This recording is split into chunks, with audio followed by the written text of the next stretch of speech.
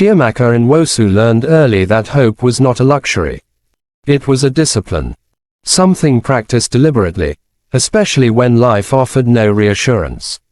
She grew up in Enugu, in a modest home where strength spoke softly and survival required attention. Nothing was wasted, nothing was assumed. Every decision carried weight, because every mistake carried consequences. Meals were divided carefully, not because love was scarce, but because responsibility was heavy. Clothes were washed, dried, and worn again with pride. Dreams were postponed when they had to be, but never discarded. At night, when the compound finally settled and the world felt close and heavy, her mother prayed in whispers, as though hardship itself might be listening. No condition is permanent, she would say, not as comfort, but as instruction. Chiamaka listened. She learned that endurance was not weakness. It was preparation. She learned to wait, to observe, to move carefully through a world that rarely forgave recklessness. Long before she understood love, she understood survival.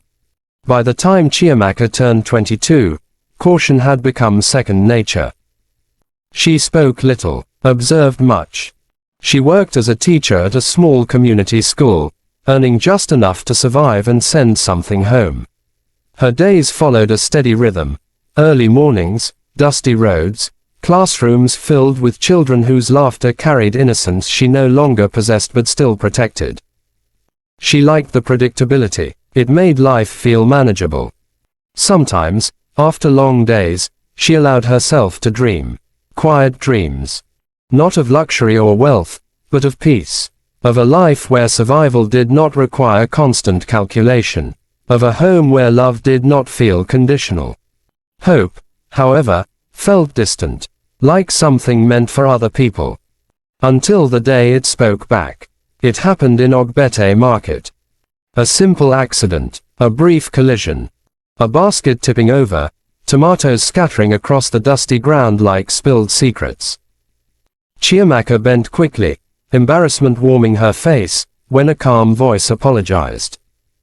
"I'm sorry, let me help." The man moved easily, confidently, gathering the fallen produce and placing them back into her basket. He replaced everything that was lost without hesitation. "My name is Abina Okafor," he said.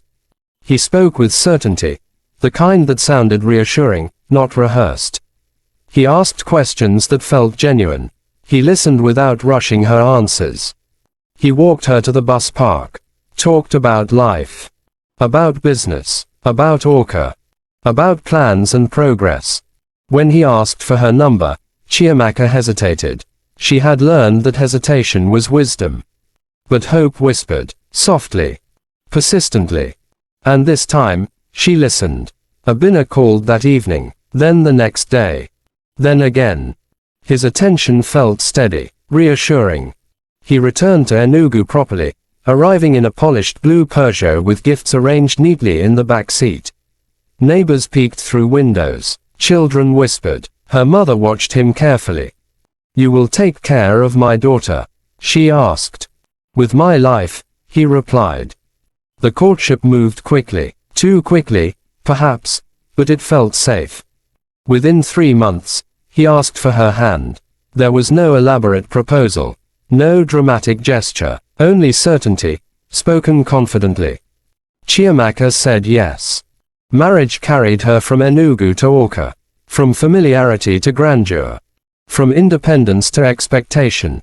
The Okafor compound stood tall and guarded, walls crowned with wire, rules unwritten but firmly enforced. "This family has standards," Abina's mother said. It was not a warning. It was a declaration. At first, Abina was attentive, gentle, proud. "You are my jewel," he told her. It sounded like love. It felt like love. Until the silences began to change shape. The clenched jaw when she asked questions. The pause before answers. The way his eyes hardened when she disagreed. Slowly, expectations emerged, unspoken but absolute. Obedience disguised as harmony. Control presented as care. Chiamaka adjusted. She tried harder, cooked better, smiled more. Then came the evening with the cousin. The laughter that lasted too long. The hand at her waist that stayed a moment too long. Later, his voice was calm. "I don't want to fight," he said. "Just behave the way a wife should."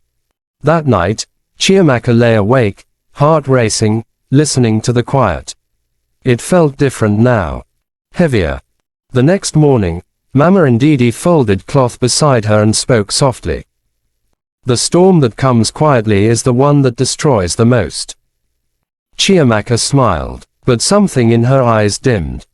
Her world still looked golden on the outside. But inside, the gold was cracking.